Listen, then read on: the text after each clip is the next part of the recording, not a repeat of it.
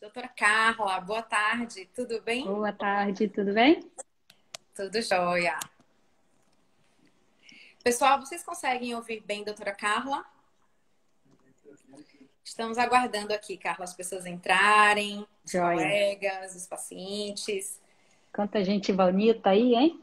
os usuários da homeopatia. Vamos aguardar uns 2 minutinhos, né? Que é o tempo que as pessoas entram. Aqui, a Leila Joia. disse que consegue ouvir bem. Bom, Então, gente, hoje nós estamos fazendo uma conexão da Bahia com o Rio. Cada dia a gente faz uma ponte, né, Carla? Já que a ponte aérea isso. não está funcionando, a gente faz via internet. Santa internet, né? Com Super. certeza. E agora, então, mais do que nunca, né? Com o isolamento social, a internet está sendo uma forma da gente poder realmente se comunicar e trabalhar e trocar ideias. Isso mesmo. E tá sendo, cada vez a gente usa mais, né? De maneira mais eficiente, né? Isso, com certeza. Vamos lá, Carla? Eu acho que 4 minutinhos Vamos. está suficiente, né? Porque eu sei que você tem muitas coisas para falar, senão a gente vai restringir muito seu tempo e isso não é legal. Vamos lá. Aham. Pessoal, eu sei que tem muitas pessoas que estão entrando agora pela primeira vez em nosso perfil e não me conhecem, então eu vou me apresentar. Eu sou Andréa Padre, eu sou cirurgiã dentista, especialista em homeopatia, sou mestre em imunologia, professora do curso e coordenadora do curso de pós-graduação em homeopatia para cirurgiões dentistas do curso de especialização em homeopatia de Londrina. Sou a atual presidente da Associação Médica Homeopática Brasileira e uma das idealizadoras e coordenadoras do movimento Novembro Verde Trate-se com Homeopatia.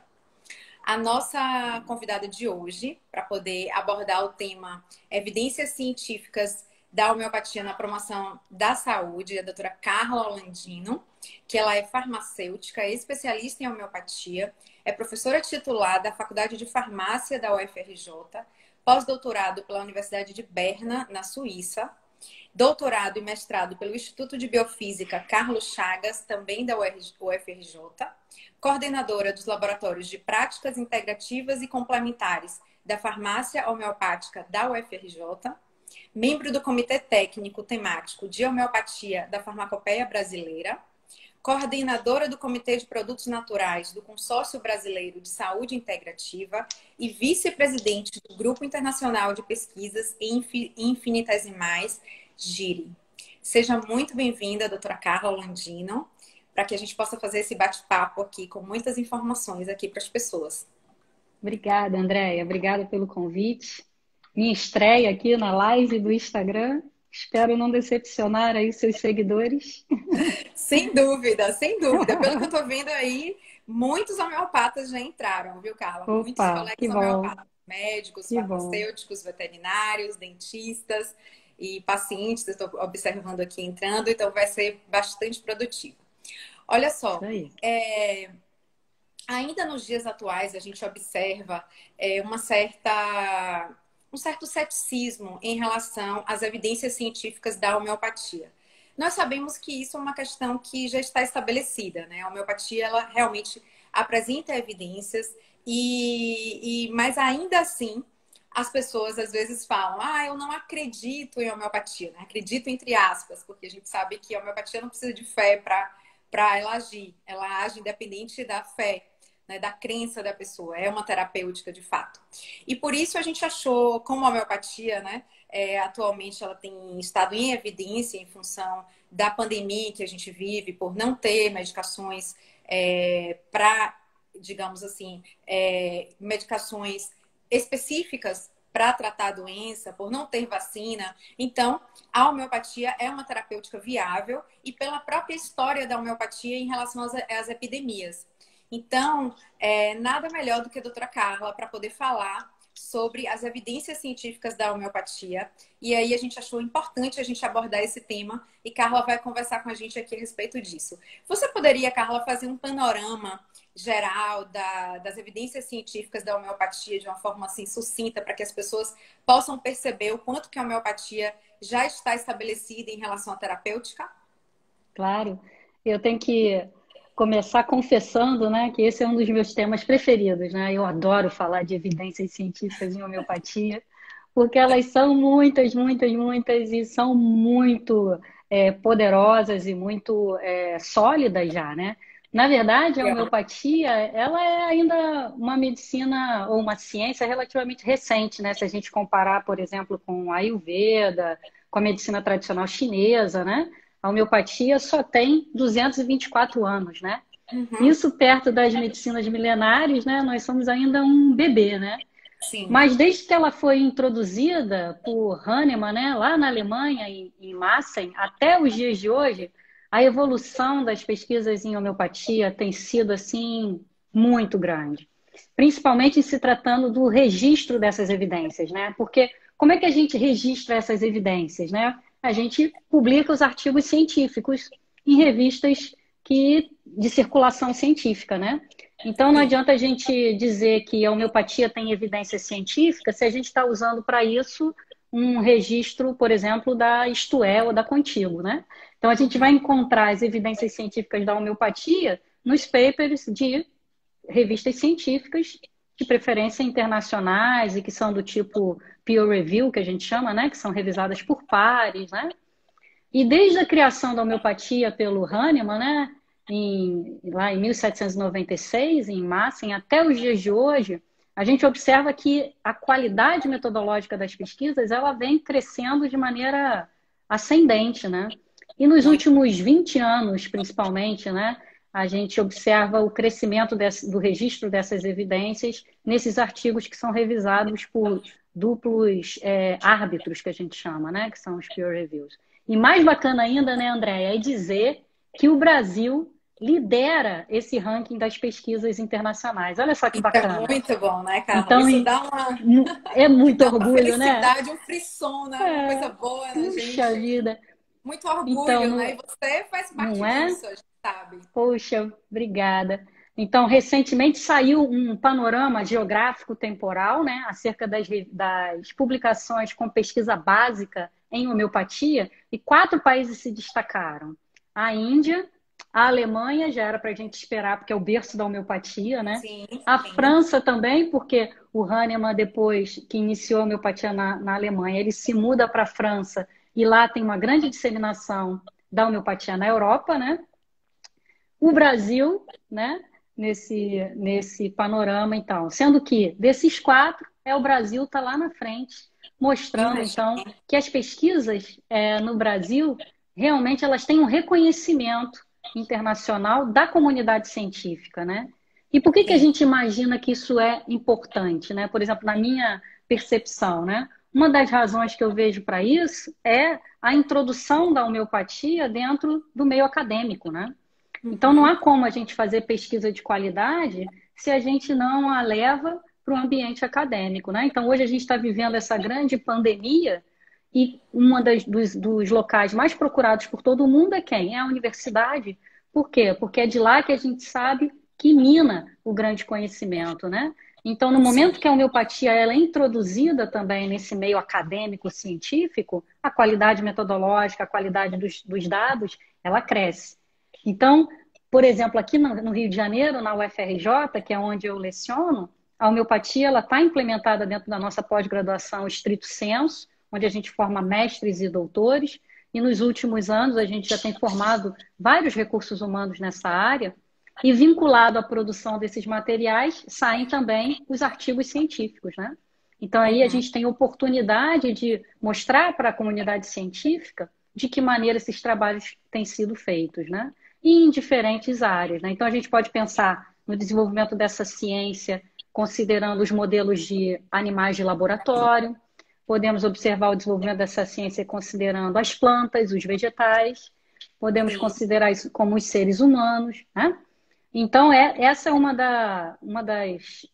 das possibilidades, né, da gente estar trabalhando com homeopatia. E aí, quando os alunos perguntam para mim, mas Carla, você é uma pesquisadora tão séria? Eu falei, nem tanto, né? Mas tão séria, tão dedicada. Como pode você acreditar em homeopatia? Muitos me perguntam isso, né? E aí eu Sim. respondo para eles com a maior naturalidade. Olha, eu não acredito em homeopatia. Eu Isso. uso homeopatia, eu trabalho com homeopatia, eu desenvolvo projetos com homeopatia, né? Porque homeopatia não é crença, não é religião. Homeopatia é uma ciência. Ela nasceu assim, em 1796, das mãos do Samuel Hahnemann, e até hoje ela é vista dessa forma. Então, essa é uma. E aí eu começo a contar: olha, vocês conhecem as evidências científicas da homeopatia? Vocês sabem que é possível a gente usar a homeopatia, por exemplo, para tratar câncer, para tratar gripe, para tratar leishmaniose, para tratar doenças parasitárias de uma maneira geral? Mas como? E aí a gente mostra esses trabalhos. Então, nos dias de hoje, não há mais como a gente se sustentar sem mostrar as evidências científicas, né? Essa é a grande base de tudo, né? A gente vê as pesquisas quando a gente vê desenvolvimento de novos fármacos, né? A gente pode confiar nisso? Pode, desde que a gente tenha feito os ensaios laboratoriais em animais e que tenha, então, divulgado isso na forma de registros científicos, né? Então, esse é o caminho natural e a homeopatia está indo muito bonito nesse caminho, né? Porque esse destaque que a gente observa, né? Os pesquisadores brasileiros são reconhecidos no mundo inteiro. Então, agora, quando a gente está vendo aí essa pandemia da Covid, vários posts, vários materiais sendo divulgados, em quase todos eles saem matérias e saem divulgações de pesquisadores brasileiros. Mostrando, no Brasil isso acontece assim, no Brasil já foi feito assado, né? Isso porque a gente percebe também que no Brasil existe o quê? Uma política governamental que inclui a homeopatia dentro das nossas práticas integrativas, né? Então, no Brasil, o Brasil foi o primeiro país no mundo a publicar uma política voltada para as práticas integrativas. E quem são essas práticas integrativas? A homeopatia, a medicina tradicional chinesa, a fitoterapia, os florais de Bach e por aí vai.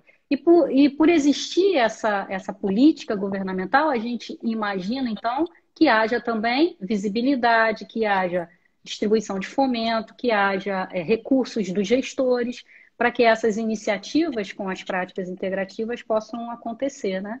Então, eu entendo que essa visibilidade dos nossos trabalhos, ela passa por essa trajetória que é fundamental, né? A introdução no meio acadêmico, o apoio governamental, a divulgação através dos trabalhos, a formação de recursos humanos, né? E o fato da gente ter a homeopatia no Brasil como uma área de especialidade da saúde. Isso é muito bacana também. O Brasil é o único país no mundo onde a homeopatia é uma especialidade do dentista, do farmacêutico, do veterinário e do médico. Então, para você fazer homeopatia no Brasil, não basta, você não pode simplesmente ser um homeopata. Você, antes de ser homeopata, você teve que fazer medicina, você teve que fazer farmácia, você teve que fazer odonto, você teve que fazer veterinária. E essa é uma realidade nossa. O Brasil é o único nesse cenário mundial que tem essa formação para a área da saúde. Então, eu enxergo isso também como um diferencial da gente. Isso dá um status para a nossa profissão maior, né, Andréia? Eu acho que é meio por aí. E até por questão de regulamentação, né? Tem regulamentação da especialidade, né? Até porque a homeopatia é necessário você entender de saúde, entender de fisiopatologia, para que você possa atuar corretamente, né?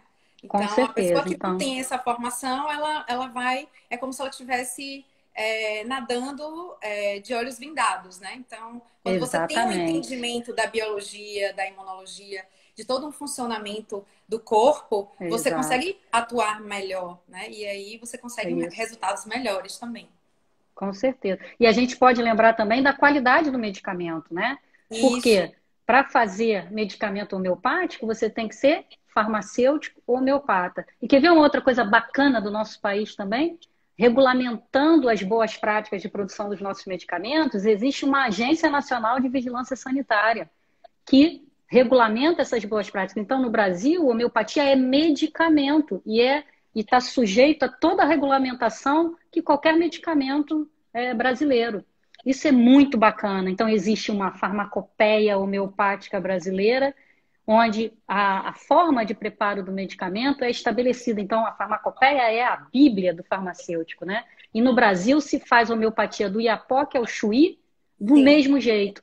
Todo mundo Maravilhoso. prepara a homeopatia do mesmo jeito? Como? Seguindo o que determina a nossa lei, que é a farmacopeia homeopática brasileira. Olha que bacana!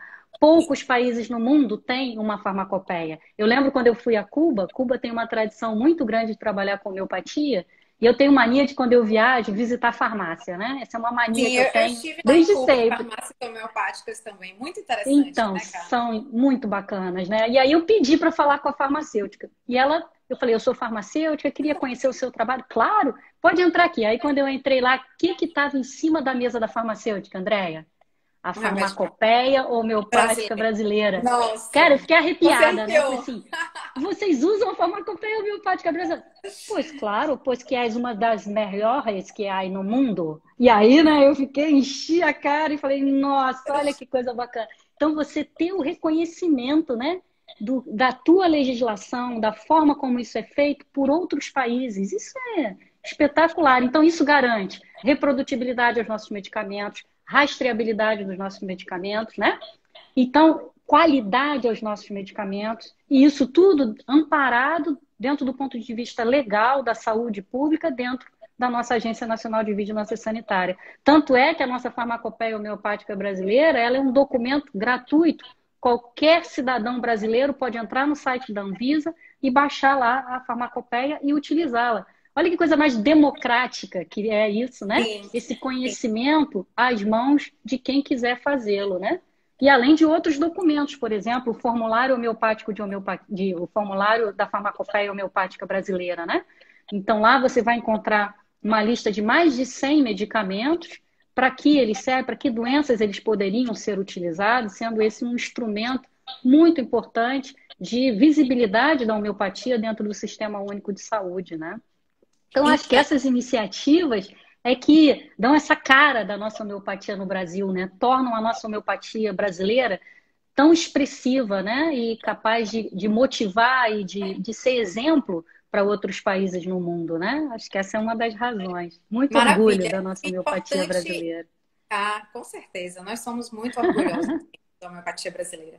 Carla, e é importante lembrar que você falou que do Iapoque ao Chuí, os medicamentos são feitos com o mesmo padrão, e lembrando que não são medicamentos industrializados, né? São farmácias magistrais, são farmácias que Isso, produzem os medicamentos, porque a gente até comentou em outras lives anteriores que existem países que não têm essa facilidade que a gente tem aqui no Brasil, que é manipular diferentes tipos de medicamentos em diversas verdade. potências.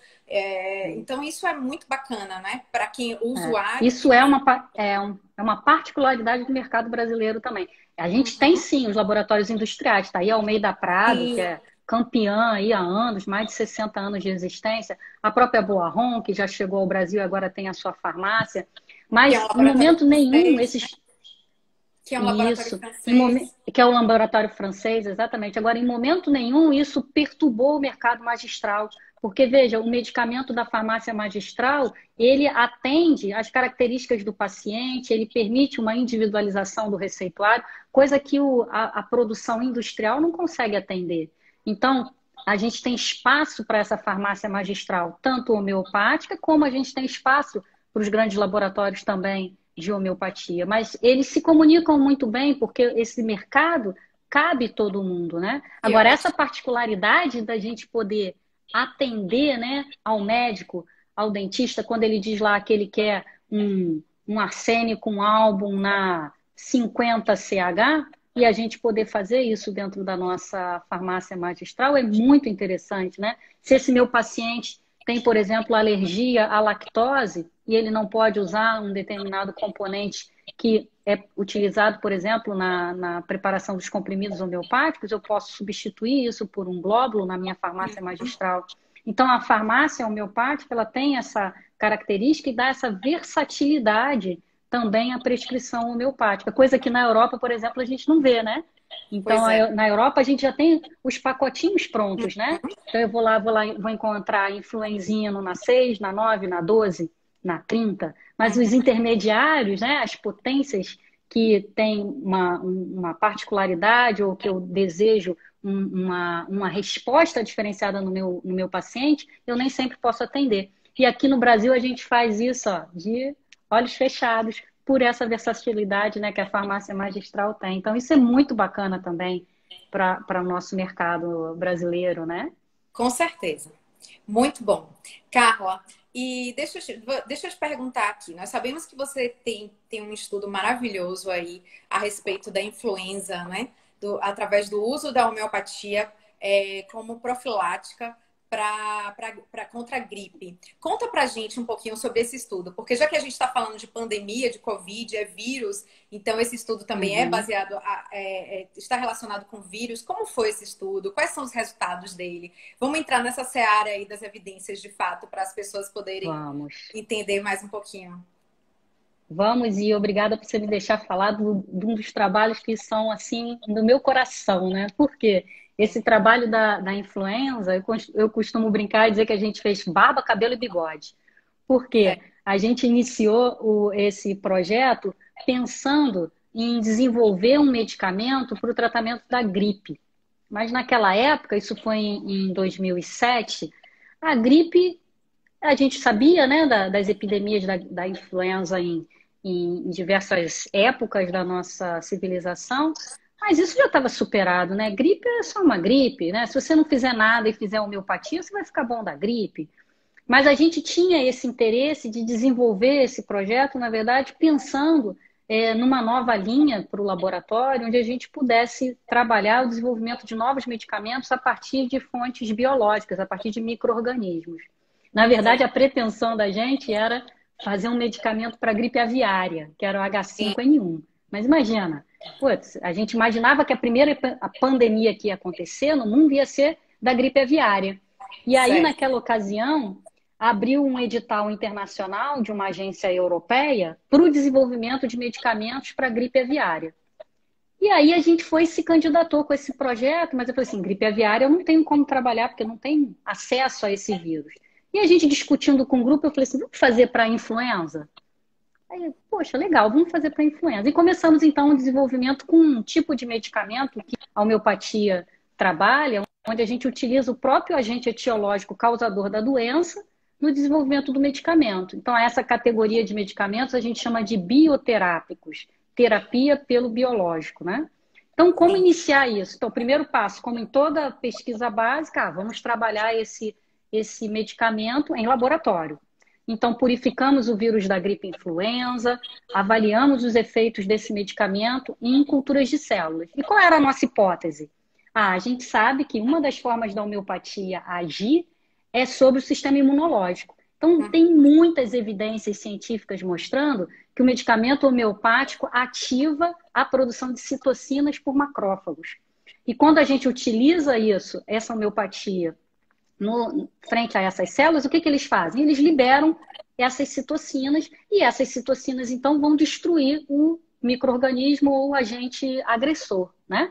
E aí a gente desenvolveu esse modelo utilizando esse tipo de célula, que são os macrófagos, e verificando se, sob o efeito do medicamento homeopático, ele seria capaz de liberar essas substâncias capazes de destruir os agentes agressivos. E o que a gente detecta? De fato, a célula, quando é homeopatizada, né, quando ela recebe o estímulo homeopático, ela responde a esse estímulo. E isso foi um Fantástico. dado assim super bacana que a gente publicou numa revista ótima de homeopatia, mostrando que o medicamento homeopático estimula células macrofágicas. Legal. E aí, no segundo ponto, a gente pensou, bom, se ele faz isso no laboratório, será que ele faz isso em animais?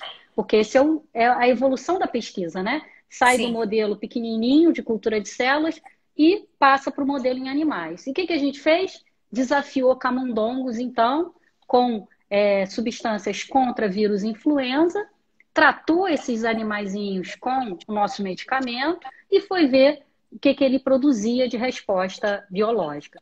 Confirmamos também em animais que esses animais respondiam ao estímulo homeopático. Puxa, se ele faz isso em células em cultura, se ele faz isso em animais, qual o próximo passo? Vamos testar isso em Seres humanos? humanos. E aí foi o grande barato do nosso projeto, né? Porque a gente teve a pretensão de fazer, de propor, né, o nosso comitê de ética, na época da UFRJ, que a gente queria desenvolver um projeto duplo cego, placebo controlado e randomizado, que é tudo que a ciência tem de must, né? Então, quando a gente pensa né? no ensaio... suprassumo, exatamente. Quando a gente pensa no ensaio clínico, por que ele tem que ser duplo cego? O paciente não sabe o que está tomando, o médico não sabe o que está dando, né? Na verdade, esse projeto ele foi triplo cego. Por quê? Porque o pesquisador que fez a análise estatística desses dados também não sabia quem era homeopatia e quem era substância inerte, quem era o placebo.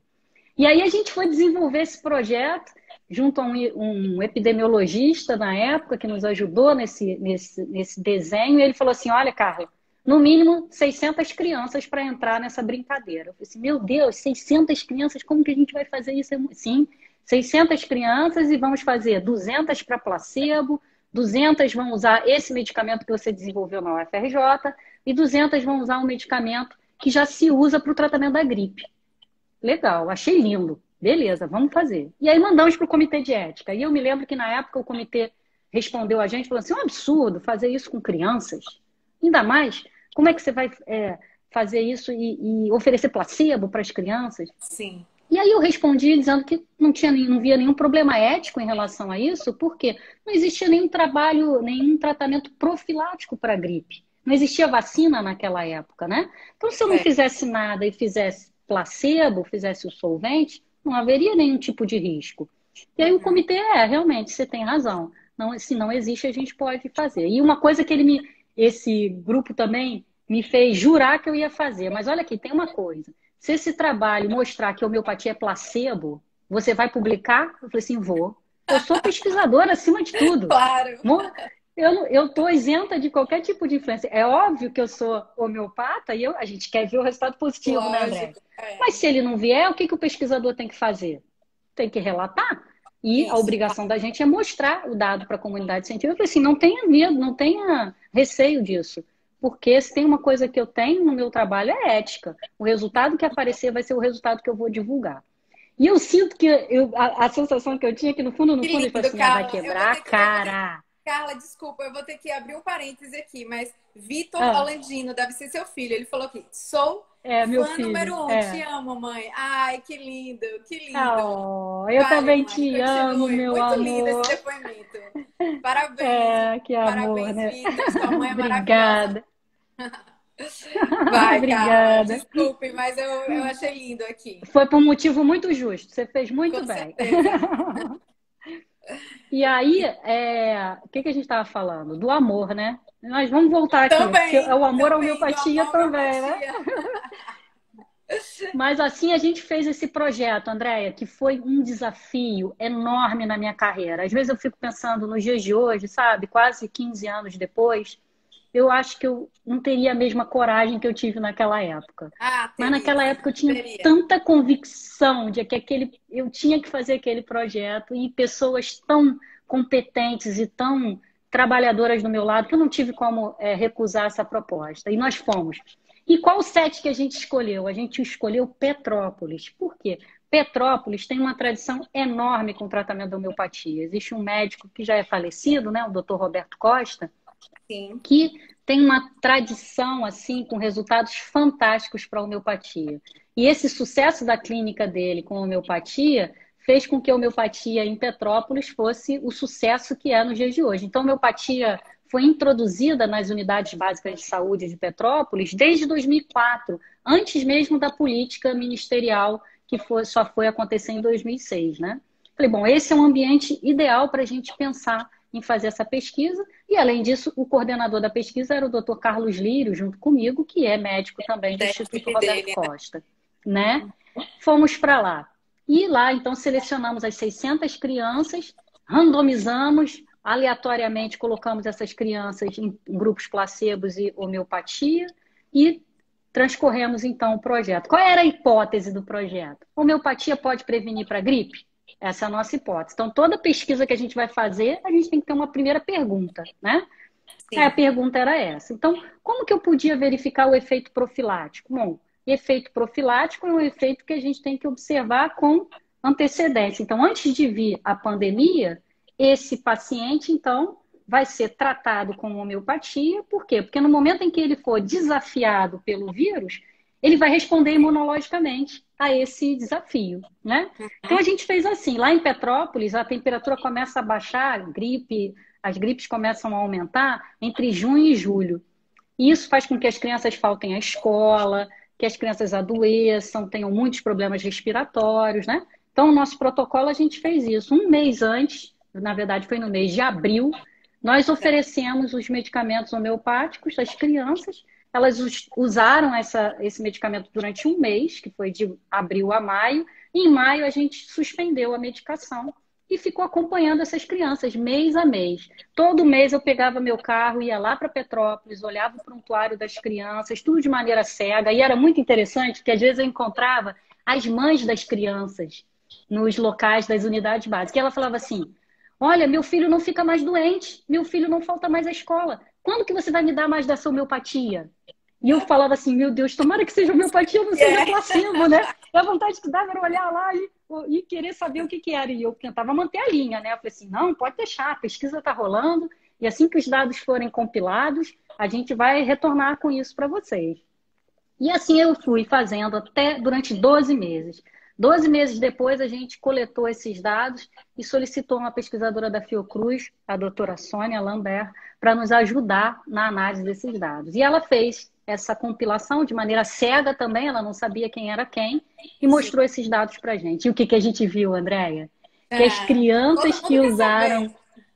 que as crianças que usaram homeopatia adoeceram 3 vezes menos do que aquelas que usaram placebo. Então, a gente teve no grupo da homeopatia crianças que não tiveram gripe durante o ano. E aquelas que adoeceram usando homeopatia tiveram no máximo um episódio de gripe no ano, em comparação às que usaram placebo, que tiveram pelo menos 3. E aí, o que a gente fez? Aplausos para a homeopatia. Com certeza. Publicamos esse trabalho numa revista internacional super bacana, que deu uma reprodutibilidade linda. E mais do que isso, mais do que a visibilidade, né? Foi a possibilidade de devolver isso para a população. Por quê? Logo depois veio a pandemia da gripe A, né? Hoje em dia a gente tem vacina para gripe A, na época a gente não tinha. E aí, a secretária de saúde de Petrópolis, conhecendo os dados da gente, né? Ligou para mim e falou assim, Carla, eu sei desse seu trabalho aqui com as crianças de Petrópolis. Agora eu quero te dar um outro desafio. Eu quero que você ofereça esses medicamentos para as grávidas de Petrópolis. Porque grávida não pode tomar Tamiflu, grávida não pode receber vacinação, grávida é um grupo de risco, e eu não quero que as minhas grávidas tenham gripe A. E o que eu fiz? Desafio aceito. Quantas são, senhora secretária? 1.000 grávidas. Eu falei assim, Deus do céu. Vamos embora. Fomos de novo para Petrópolis, eu, a Fortine e a Camila. Viramos à noite. A gente terminou de preparar essas 1.000 doses às 3 horas da manhã. Me lembro como se fosse hoje. A gente estava morta, arrasada com farofa. Mas os medicamentos prontos. E levamos para ser distribuídos para as grávidas de Petrópolis. E olha o que aconteceu lá em Petrópolis. O que vocês imaginam? Quantas dessas grávidas tiveram gripe A naquele ano em Petrópolis? 0. Vocês vão falar, mentira. A Carla conta lorota pra caramba, é impossível, não sei o quê. 0 grávidas tiveram gripe A. Aí você que é cético vai dizer assim, coincidência, né? Por quê? As 1.000 grávidas tinham fé na homeopatia. Todas elas acreditavam que o medicamento realmente ia prevenir da gripe. Será? Então, com isso a gente mostrou... 1.000 pessoas? É muita gente, né, André? E esse trabalho é forte, falando, foi ótimo. Forte, sem você eu não teria feito esse trabalho. E a gente, com isso, sabe o que aconteceu de mais bacana, Andréia? Hoje em dia, a homeopatia é usada de maneira preventiva para a gripe em Petrópolis. Olha só, pode ter alegria maior que um pesquisador ver o seu trabalho de laboratório sendo devolvido para a população, não tem alegria maior na vida da gente. Exatamente. E hoje em dia Petrópolis é um cenário maravilhoso de reprodutibilidade desses dados, né? Indo nessa linha da pandemia, muito interessante também o negócio da coincidência que você falou, né? Que a gente pensa, isso é coincidência, né? Cuba tem muita tradição em homeopatia, como a gente falou, né? E Cuba constantemente é bastante atacada e destruída por maremotos, né? Porque Cuba é uma ilha, né? E vira e mexe, eles sofrem desastres ambientais seríssimos lá. E junto com esses desastres ambientais vem o problema da leptospirose, né? Transmitida pelos ratos, os ratos invadem as casas e transmitem a leptospirose. Veja, em 2007, Cuba teve uma experiência maravilhosa com esse mesmo tipo de medicamento bioterápico, né? Então, preparado a partir da bactéria Leptospirus, né? E eles prepararam, então, doses, uma quantidade enorme de doses para atender a população cubana. E já pensando na prevenção contra a leptospirose em função dos acidentes, dos desastres que estavam previstos para aquele ano. Sim. E assim foi feito lá, leptospirus 200 CH para essa população.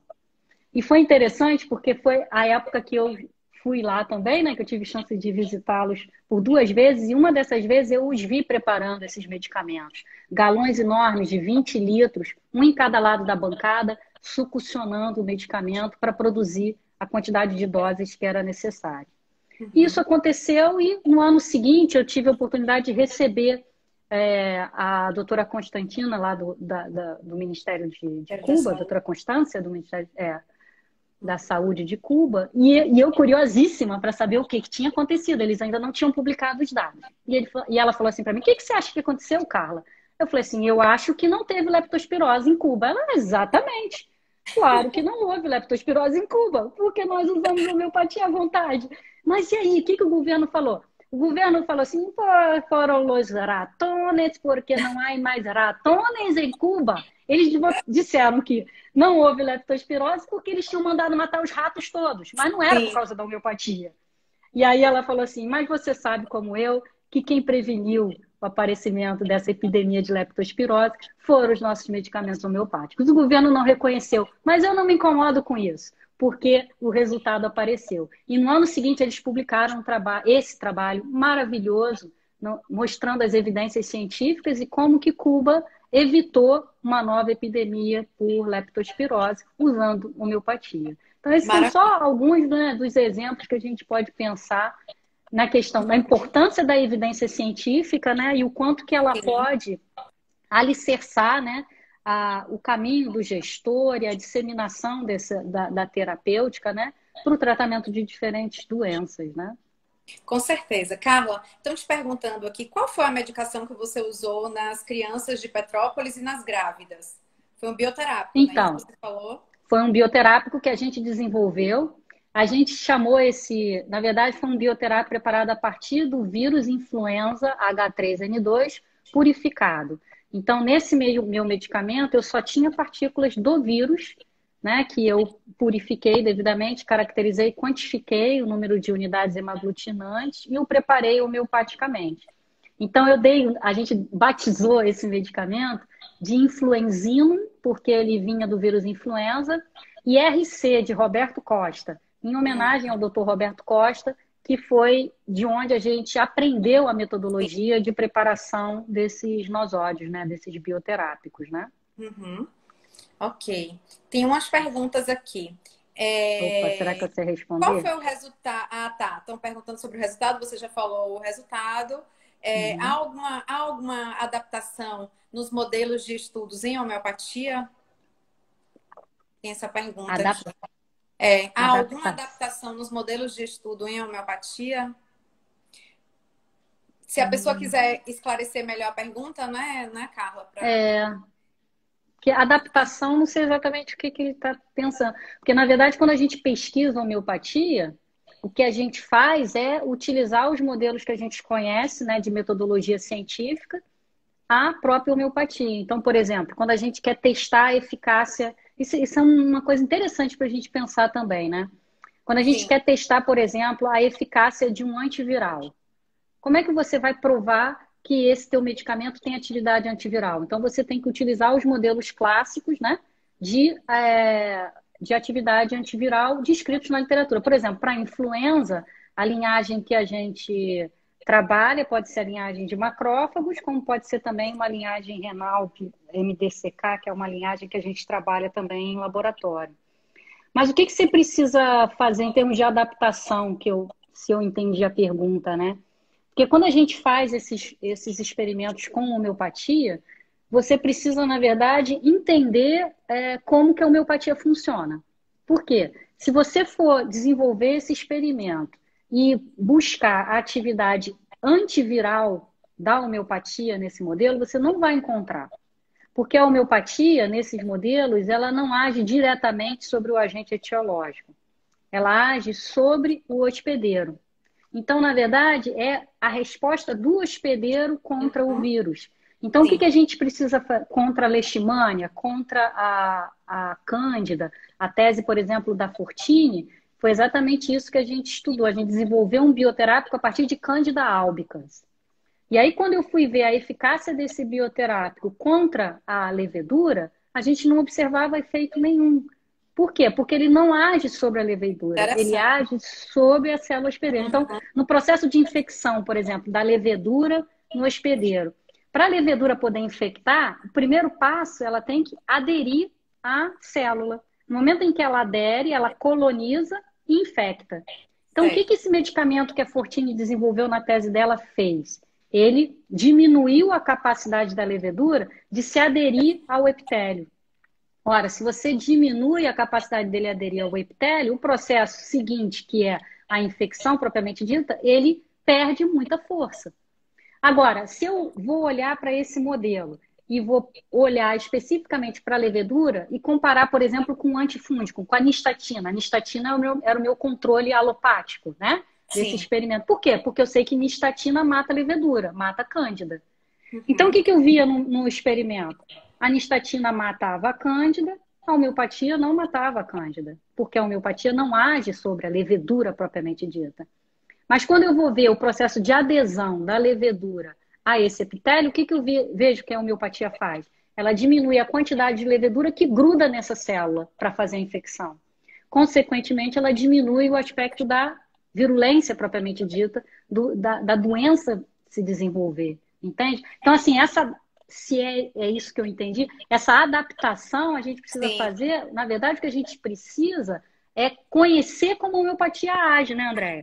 Porque a partir do momento que a gente entende como a homeopatia age, a gente também elabora os experimentos com as perguntas que a gente sabe que a homeopatia vai conseguir responder ou não. Se ela não responder, é porque aquela hipótese está errada. Se ela responder, é porque a hipótese de que ela age sobre o hospedeiro funciona, né?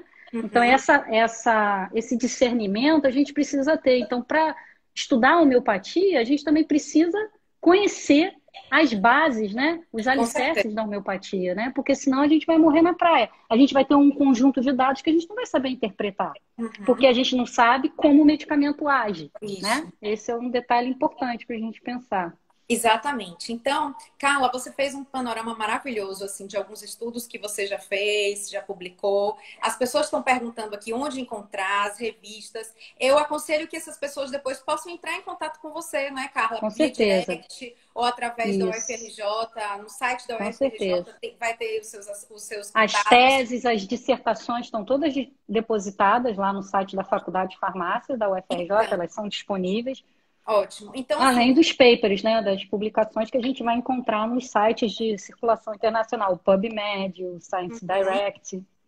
Mas eu posso dar esses endereços depois para o pessoal. E as pessoas estão bem ansiosas e colocando perguntas aqui em relação à pandemia, né? Ao coronavírus. Vocês têm desenvolvido alguns estudos relacionados ao coronavírus? Qual a sua opinião em relação... Claro, a gente já sabe que a homeopatia é efetiva, sim, né? A gente pode usar os medicamentos do gênio epidêmico para prevenção e também para o tratamento daquelas pessoas que já estão infectadas. Como é que tá, assim, como é que seu grupo está se posicionando diante disso? Diante dessa pandemia? A gente está trabalhando muito. Eu acho que todo mundo, viu, Carla? Nossa, olha, muito mesmo, né? Por quê? Primeiro porque a gente conhece o potencial terapêutico da homeopatia, né? Então, ver uma pandemia dessa e ficar de braços cruzados e não oferecer a homeopatia como opção terapêutica é loucura, né, cara? Então, assim, o que a gente tem feito, não só no Brasil, né, mas a gente tem acompanhado os movimentos pelo mundo, né? E a gente observa os dados e a gente começa a correlacionar. A gente ainda não tem nenhum artigo científico mostrando que a homeopatia é eficaz para a Covid. Sim. Mas a gente tem muitas bases de dados sendo feitas e a partir do tratamento dos homeopatas para os sintomas da Covid. Então, quer ver uma iniciativa muito bacana que eu tenho recebido toda semana atualizações? É da American Institute of Homeopathy. Então, eles criaram uma base de dados onde já tem relatos sobre o uso da homeopatia para a Covid de 8 países diferentes, já são mais de 180 casos registrados, com o uso de diferentes medicamentos. Então, quem está campeão aí de sucesso para a Covid é a Briônia, em primeiro lugar, a Briônia alba, né? Seguida por arsênico. A Índia está fazendo muita prevenção de homeopatia e escolheu para isso o arsênico album como medicamento, né? Mas a Índia, como a gente, como a Índia também tem uma política governamental para a inclusão de outras práticas, né? O governo da Índia, o Ministério Ayush, né, que contempla Ayurveda, Yoga, Unami, Tsunami e homeopatia, vem recomendando as várias práticas, como a gente tem feito aqui também. Então, o nosso Ministério da Saúde, através das iniciativas do Daniel Amado, que coordena a nossa PNPIC, né, vem sugerindo o uso de óleos essenciais, de homeopatia, de plantas medicinais, de yoga, de meditação, de exercício de boa, né, de naturopatia, enfim, várias iniciativas. Mas a Índia está lá mostrando isso da mesma forma, mas incluiu quem? Arsênico album como medicamento, como você falou, do gênio epidêmico, né? O que é o gênio epidêmico? A Covid, ela se expressa em cada país em função de características ambientais. Então, na Europa, ela teve um conjunto de sinais e sintomas, porque a Europa, países mais frios, né? Uma série de características. No Brasil, será que ela tem as mesmas características? Na Índia, que características ela tem? Em Hong Kong, em Cuba.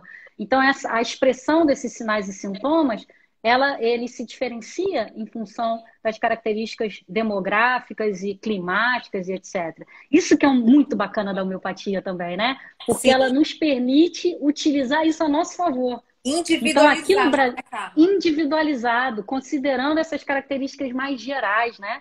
Então, aqui no Brasil, por exemplo, arsênico album parece ser um medicamento muito importante, mas talvez não seja o principal. Tanto que outros estudos vêm mostrando quina como um medicamento interessante para o gênio epidêmico, a própria briônia,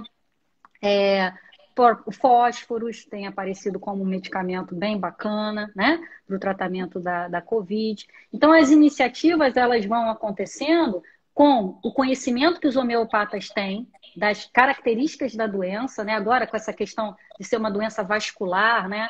Ferro fosfórico aparecendo como uma opção muito interessante, né? E não apenas olhar para a questão pulmonar, mas as outras questões relacionadas a essa cascata imunológica que o Covid dispara nas pessoas, né? Então, como tratar isso também? Então, nesse ponto, a homeopatia, eu acho que ela tem, assim, uma riqueza de opções, né? De substâncias diferentes que levam em consideração não apenas os sinais e sintomas propriamente da doença em si, mas aqueles que vão despertar em você especificamente. Né? Então, eu posso ter contato com Covid, isola que eu não vou ter, porque eu estou miopatizando há muito tempo e Covid aqui não entra de jeito nenhum, mas eu posso vir a ter.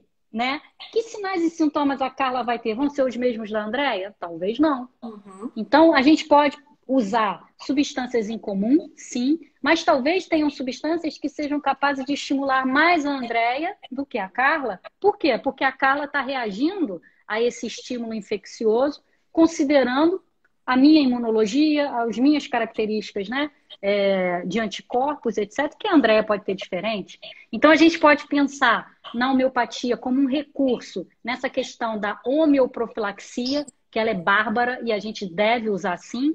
Então, a gente está aqui com 3 projetos no Rio de Janeiro rolando, um que vai para Caxias, um para Niterói e o outro na Unirio, que não começaram ainda, porque ainda estão em fase de aprovação pelo Comitê de Ética, onde a gente vai trabalhar um complexo homeopático, onde a gente colocou briônia, arsênico e... Briônia, arsênico... Fósforos? E... Não, fósforos não. Ih, caramba, agora me falhou aqui. Briônia, arsênico e quina. Quina officinalis. Colocamos os 3 no mesmo vidro. Quando a gente faz essa abordagem, a gente chama isso de complexo homeopático, né? E a gente vai agora avaliar se esse complexo ele pode ser profilático ou não para a gripe e pode ser usado também de maneira curativa, né? Então a gente está elaborando um projeto duplo cego para paciente na UTI aqui no Rio, está elaborando um também para profissionais de saúde em diferentes municípios, né? Então Sim. essa é uma das iniciativas que a gente está envolvido, mas a gente também está tentando trabalhar junto a Itajaí com essa iniciativa maravilhosa que Itajaí está tendo, né? A Sim. maior que o Brasil já teve, e com o apoio da Secretaria de Santa Catarina, o que é maravilhoso também. Então, Com muito em certeza. breve, a gente vai poder fazer uma coleta prospectiva, retrospectiva desses dados, né? Porque a epidemia vai passar e eu posso quase garantir que Itajaí vai dar um banho no restante dos estados, dos municípios do Brasil. Por quê? Porque Itajaí está fazendo homeopatia de uma maneira muito efetiva, né? Uhum. Com muitas doses sendo distribuídas. Então, a gente já está de olho nesses dados, porque a intenção da gente é colaborar no sentido de trazer as evidências científicas da homeopatia para a Covid Então, também, né? Carla, então, mas vamos torcer para que outros municípios também se espelhem nos resultados de Itajaí e possam também implementar essa política em sua população, né? Vamos É torcer. isso que a gente quer Tomara que muito, essa né? live de Porque, hoje seja viralizada e replicada para puxa, vários vai gestores ser públicos aí, tá? Vamos ver, pessoal. Se maravilhoso, porque precisar olha, os aí da resultados, eu saúde, posso, eu posso quase apostar com quem quiser que a homeopatia vai ter um espaço maravilhoso nessa prevenção. E a gente não pode privar a nossa população de ter acesso a essa medicina maravilhosa, sem sabe? A gente dúvida. tem que falar aos quatro ventos, por isso essa sua iniciativa de fazer essas lives são espetaculares, você está de super parabéns, Ah, porque a gente obrigada, Carla. sabe que é um instrumento assim de alcance maravilhoso, né? Da gente estar podendo falar isso numa linguagem super coloquial, né? E divulgar esses trabalhos, esse potencial da homeopatia aos quatro ventos, né? Então, assim, você, ó, parabéns para você, Ah, porque obrigada, você Carla. é maravilhosa nessa sua iniciativa e em tantas outras, né? Na sua liderança aí com a homeopatia. Muito orgulho Obrigada. do seu Cada um trabalho, trabalhando um pouquinho aí do é somatório, né? verdade, Ele vai ressair no final. Carla, estão com falando certeza. também que Moíma já está utilizando, Betins já está Uhum. utilizando, ou seja, nós temos outros municípios no Brasil também já lançando mão Maravilha, dessa, né? dessa homeopatia profilática. Carla, nós temos 5 minutinhos Tá. para poder você fazer suas considerações finais e deixar aí o seu recado final que você quiser aí para os nossos seguidores. Ah, obrigada. Já Então, recado, a live passou eu voando, nem Carla. A gente nem percebi, a gente falou percebeu. isso tudo, mas é tão gostoso conversar com você que a gente nem percebe que o tempo está E assim, passando, né? Carla, você tem muitos fãs, seus alunos, né, seus orientandos, todo mundo, sua Obrigada. equipe de trabalho está toda presente aí, Um muita gente beijão para bacana. A essa gente não tem galera nem como toda. falar de todo mundo, porque até filho É tá mandando verdade. beijo, dizendo que é seu fã. Olha que coisa deliciosa, que É maravilha. bom Isso é para demais, poder te né? dar mais energia para que você possa continuar essa pesquisadora maravilhosa e tão Ai, dedicada que obrigada. você é e representar a homeopatia brasileira com todo o seu vigor e com toda a sua capacidade que você tem profissional, viu? Muito Parabéns, obrigada. parabéns mesmo. Eu sou Eu super tenho que. orgulhosa do seu trabalho e da sua equipe. Muito Muito mesmo. Muito obrigada. obrigada por tudo. Eu tenho que terminar agradecendo, né, a você de novo por essa super oportunidade, agradecendo aos meus alunos maravilhosos, porque eu não sou nada sem eles, e eles é que compram essa luta com a gente, né? E graças ao trabalho deles a gente consegue registrar essas evidências, né? Sim, Agradecer a minha família, porque sem ela eu não sou ninguém, sem meu filho amado, meu marido querido, minha filha adorada, né? Então, ninguém consegue ter estabilidade emocional sem ter com uma certeza. família que dê alicerce para a gente, né? Então, é esse elo que une a gente e sem ter muito prazer no que faz, né? Então, eu acho que a grande motivação da vida da gente é a gente fazer o que a gente gosta com alegria e com dedicação, né? E eu tenho que Exatamente. confessar para vocês que a homeopatia é a minha cachaça, é a minha adoração. Eu não me canso de trabalhar com homeopatia. Que Eu viro bom. noite, eu corro o mundo para falar de homeopatia, para divulgar a homeopatia, porque a homeopatia é, de fato, uma terapêutica maravilhosa que deveria ser, na minha opinião, a medicina de primeira escolha para Uhum. qualquer doença. Eu acho que todos nós, se nos homeopatizássemos antes, nós diminuiríamos muito o uso de antibióticos, de anti-inflamatórios e adoeceríamos muito menos. Porque a Exatamente. homeopatia ela tem essa característica, né, de estimular o seu sistema imune, de tornar você capaz de combater os agentes infecciosos pela sua própria defesa. Né? Então não adianta eu ser uma pessoa saudável se para eu ser saudável eu preciso viver sob o efeito de substâncias químicas, de drogas. Não, a homeopatia prevê que esse estímulo que o medicamento nos dá, ele é capaz de reproduzir ou induzir uma resposta sua, orgânica, fisiológica. É Uhum. você que está combatendo esse agente infeccioso. Uhum. Não é a dipirona, não é a cloroquina, né? É a Exatamente. sua resposta imunológica. Isso é É uma maravilhoso. autocura. Essa é a medicina do futuro. O pessoal que ganhou o prêmio Nobel ano passado da medicina mostrou o quê? Mostrou uma forma de se tratar o câncer como? Através do nosso sistema imunológico.